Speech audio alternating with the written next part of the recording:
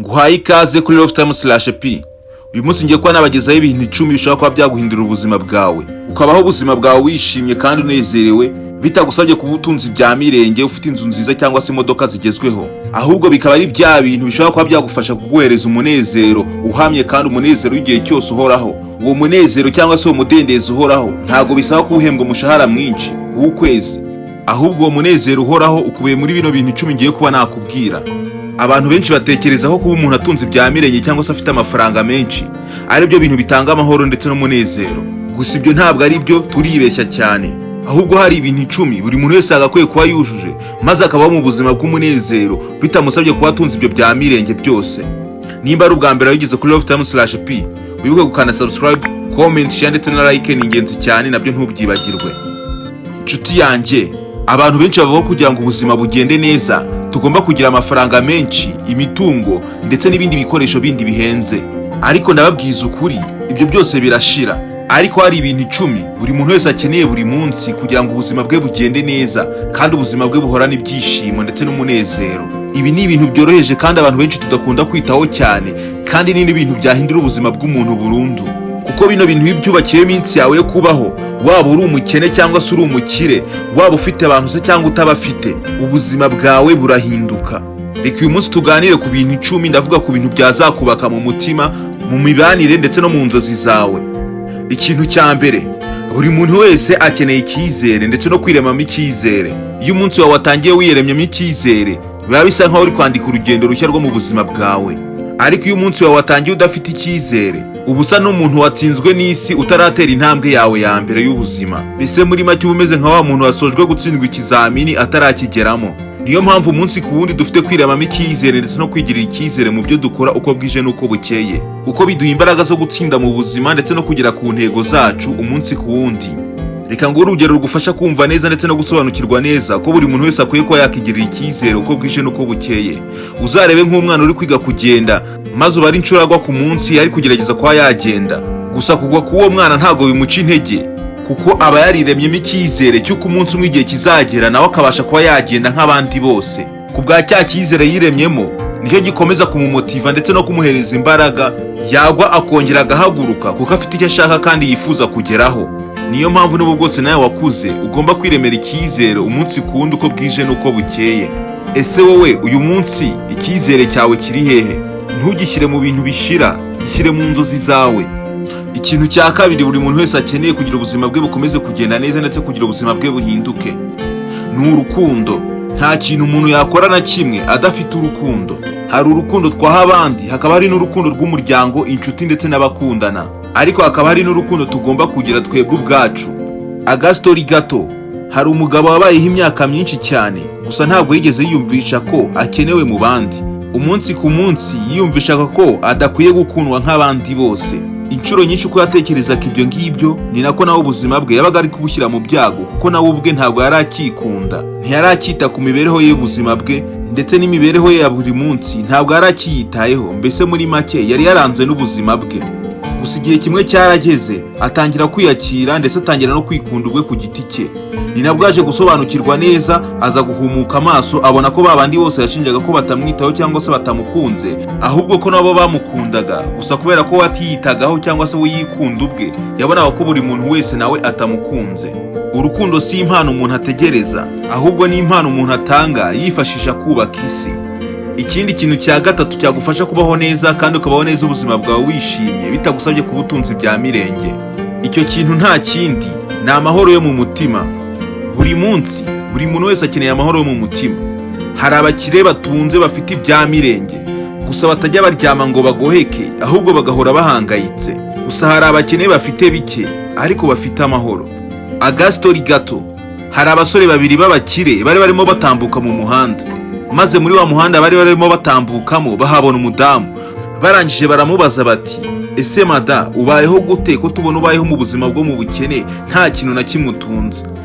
Maze umudamu yarabasubije ati, icyo mfite ni amahoro yo mu mutima yonyine, kandi ibyo ngibyo birahagije kugira mbeho ubuzima bwiza. Rero nshuti yanjye, ntacyo wageraho na kimwe udafite amahoro. Mbere na mbere banza ushaka amahoro amwe imbere mu mutima. Ibyo numara kubibona, ibindi byose bizaza byizana kandi bizazira mu gihe cya nyacyo. Ikindi kintu cya kane cyagufasha kubaho unezerewe bitagusabye kubutunze ibyamirenge. Icyo kintu nta kindi ni ibyiringiro. Ibyiringiro nicyo kintu cya mbere gituma dukomeza kubaho ubuzima bwacu bwa buri munsi, kabone n'ubu bwose byacu byose byaba byarasenyutse. Agastori gato, hari imfungwa yari yarakatiwe imyaka 27. Gusa imfungwa bagenzi be bari bafunganye nawe bamwe batangiye kwiyahura bitewe n'uko bari bariburiye ibyiringiro. Umunsi umwe ya mfungwa yaje kubwira mugenzi we ati, ntabwo nzigera mpfa ntagerageje kuba nabaho ubuzima bwiza, cyangwa se ntagerageje kuba nazagira ejo hazaza. Ya mfungwa yakomeje ibwira mugenzi we ati, iminsi yose nzamara muri ino gereza sinzigera na rimwe mfata umwanzuro wo kwiyahura ngo nuko nakatiwe igifungo kinini, kabone n'ubu bwose ndengana, ariko ndacyifitiye ibyiringiro ko umunsi umwe nzasohoka muri kino gihome. Rero nshuti yanjye, iyo wiburiye ibyiringiro uba umeze nk'umuntu warangije gupfa, kabone n'ubu bwose waba ugihumeka. Ariko iyo wifitiye ibyiringiro n'ibintu byose byaba byanze, ubuzima bwawe bukomeza kubaho neza bitewe na bya byiringiro wowe ubwawe uba warishyizemo. Ikintu cya gatanu cyagufasha kubaho neza bitagusabye kubutunze ibyamirenge: umurava ndetse n'imbaraga zo gukora cyane. Nta nzozi zigerwaho zidashingiye ku murava. Umurava si ukugira imbaraga z'umunsi umwe, ahubwo ni ugukomeza gukora buri munsi uko bwije n'uko bukeye bitewe n'intumbero yawe uba wifuza kuba wageraho. Agastori gato k'umusore wakoraga akazi k'ubusekirite mu mujyi umwe, ariko uyu musore akaba yarafataga n'igihe kingana n'amasaha 2 yo kujya kwiga amashuri asanzwe. Gusa abandi basekirite bagenzi be baramusekaga cyane. Hashize imyaka 7 uyu musore yaje kuvamo umuganga ukomeye cyane mu gihugu cyose. Gusa aba basekirite bamusekaga ari kujya kwiga, nyuma y'iyo myaka 7 bo bari bagikora igisekirite. Rero nshuti yanjye, umurava si impano, ahubwo ni icyemezo ugomba gufata kuko ari cyo wifuza kugeraho. Ntacyo uzageraho mu nzozi zawe udashyizemo umurava. Ikindi kintu cya gatandatu kizaguhindura ubuzima kandi kigatuma ubaho unezerewe bitagusabye kubutunze ibyamirenge. Icyo kintu nta kindi ni ukugira inshuti nziza. Inshuti mbi zigufasha gusenya ibyiza wagezeho, naho inshuti nziza zikagufasha kubaka ibyiza ndetse no kubisigasira. Muri babandi bose mubana, hari abo uzagezaho igitekerezo cy'ibyo wifuza kuba wakora, maze bakubwire ngo ntuzabishobora. Gusa hari n'abandi uzagezaho icyo gitekerezo cyawe maze bakubwire bati, humura tukuri inyuma. Ese uri kumva kino kiganiro muri izo nshuti nkubwiye zitandukanye, wowe ni iyihe nshuti wakumva yakubera umujyanama mu byo wifuza kuba wageraho cyangwa se mu iterambere ryawe? Bibaye byiza, iyo nshuti wayandika muri comment. Agastori gato, hari umukobwa wari ufite impano yo kuririmba, gusa umunsi umwe ugeze aza gucika intege bitewe n'uko inshuti yewe yamubwiraga yuko ibyo bintu atazabishobora. Nuko maze wa mukobwa wari ufite inzozi zo kuzavamo umuririmbyi ukomeye cyane mu gihugu yaragiye aricara arigunga, ahita atangira kuririmba indirimbo z'amaganya. Umuturanyi we wari inshuti ye yaramwumvishe bitewe n'ijwi yari afite ridasanzwe, ijwi riranguruye cyane, rya jwi buri muntu wese ukunda umuziki yumva akumva atangiye gushesha urumeza. Maze wa muturanyi we yaje yirukanka amusanganira cyane, aranje aramubwira ati, ndumva ufite impano idasanzwe, ntabwo wagakwiye kuri iyo mpano uri kwipfusha ubusa.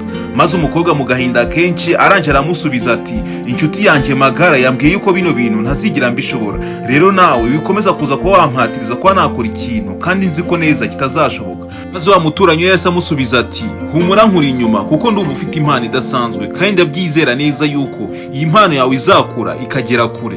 Umukobwa amaze kumva ko hari umuntu umushyigikiye kandi muri inyuma, yese asubira muri kariyeri yiwe maze akomeza umuziki. Umukobwa yaje gusohora indirimbo maze bakimenya bose mu gihugu hose, abantu bose batangira kumumenya, maze urugendo rwe rwo kuba umusitari nawe rutangirira aho ngaho. Rero nshuti yanjye, inshuti nziza ni za zindi zizahaguruka zikakurwanirira ndetse zikarwanira n'iterambere ryawe. Nawe rero nimba uri inshuti yanjye, kanda aho ngaho kuri subscribe, comment, share ndetse na like, nabyo ntubyibagirwe. Nawe uraba ungaragarije ikimenyetso cy'uko uri inshuti yanjye nziza. Ikintu cya 7 cyaguhindurira ubuzima kandi ukabaho wishimye bitagusabye kubutunze ibyamirenge. Icyo kintu nta kindi ni ubwenge ndetse n'ubumenyi. Ubwenge ni ishingiro ry'ejo hazaza. Buri munsi ushobora kwiga ikintu gito, gusoma ibitabo, kumva ibiganiro nk'ibi kuri Lovetime-P ndetse no kuganira n'umuntu ushobora kukwigisha ikintu gishya mu buzima. Umuntu uzi ibintu bike akomeza gusigara inyuma, ariko uyiyemeza kwiga ibindi bintu bishya ku byo yari afite akomeza gutera intambwe y'imbere kandi intambwe igana ku iterambere. Sinzi nimba uri kumva icyo kintu. Ubumenyi n'urufunguzo rufungura amarembo magari y'ubuzima bwite bw'umuntu. Rero nshuti yanjye, zirikana ko guhera kuri uno munsi ugomba gutangira kwiga ikintu gishya mu buzima bwawe, kuko nibyo byonyine bizaguha kuba wakomeza kubaho neza kandi ukazabasha kuba wagera ku ntsinzi ndetse n'ubuzima bwawe nabwo bukazahinduka. Ikintu cya munani cyaguhindurira ubuzima kandi kikagufasha kubaho neza bitagusabye kubutunze ibyamirenge.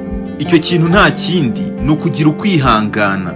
Inshuti yanjye, ubuzima ntabwo ari inzira nyabagendwa. Hari imisozi, hari ibibaya, hari inzira z'amabuye, ndetse yewe hari n'inzira zuzuye amahwa. Ibyo byose mvuze ubifate nk'ibigeragezo tugenda duhura nabyo muri buno buzima. Rero udafite kwihangana ntabwo wazatsinda urugamba rwa buno buzima.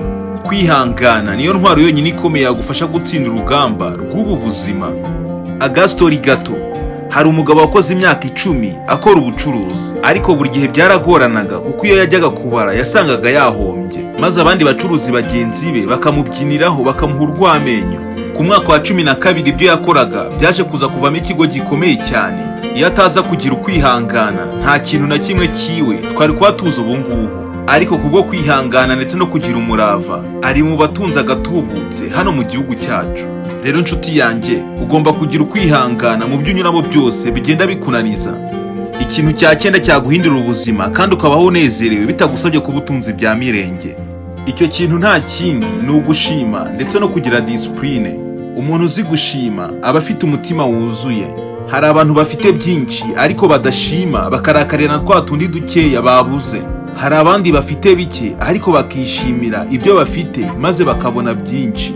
Muri buno buzima tubayeho, iyo wize gushima bigufasha no kubona ibindi byinshi byiza biturutse muri ya mashimwe yawe. Rero nshuti yanjye, tangira wewe gushima kuri duke ubasha kuba wabona, kuko kubunyurwa n'ibyo ubasha kuba wabona bigufasha no kuba wazabona ibyinshi byiza birushije ku byo uri kubona ubu. Ikintu cya 10 cyaguhindurira ubuzima ndetse kikagufasha no kuba wabaho wishimye bitagusabye ibyamirenge. Icyo kintu nta kindi ni ukwizera ndetse no gusenga. Inshuti yanjye, buri muntu akenera ukwizera kuko hari igihe imbaraga zacu zirangira. Hari abizerera mu Mana, hari abizerera mu mico yabo, ariko twese tugomba kugira aho dukura imbaraga. Za mbaraga zizaturemamo icyizere maze tugakomeza ubuzima bwacu. Agastori gato. Ku musore uri hafi kuba yacika intege bitewe n'uko ubuzima bwari butangiye kumunanira, maze ubwo bwari mu ijoro agiye kuryama afata akanya katarengeje iminota 5 maze yitabaza iyo mu ijuru arasenga agira ati: Mana, ndabona naniwe cyane, icyo nshaka nuko wanshoboza maze nkabasha kuba nakomeza buno buzima. Ndagusaba imbaraga ndetse n'ubuntu buturutse iwawe. Nkomeza muri no sindi kubamo kuko ni byinshi biri kungora, biri kunca intege. Maze uwo musore yasoje gusenga iryo sengesho yumva garuye imbaraga mu mutima wiwe ndetse yumva afite n'imbaraga zo mu mutima. Iryo sengesho ryaramufashije kugeza agarutse mu buzima busanzwe avuye mu buzima bwari bumugoye. Nshuti yanjye, kwizera ni igisubizo mu gihe umutima wawe uremerewe. Bavandimwe nshuti zanjye, ibi nibyo bintu 10 buri muntu wese akeneye umunsi ku wundi kugira ubuzima bwe bugende neza ndetse arusheho gukomeza gutera imbere mu bikorwa bye bya buri munsi. Urukundo, amahoro mu mutima, ibyishimo, umurava, inshuti nziza, ubwenge, gushimira no kwizera. Ibi byose mvuze ntabwo bikenerwa mu mwaka cyangwa mu kwezi, ahubwo bikenerwa buri munsi. Iyo wubatse ubuzima bwawe kuri bino bintu 10 maze kukubwira, ubuzima bwawe bwose burahinduka.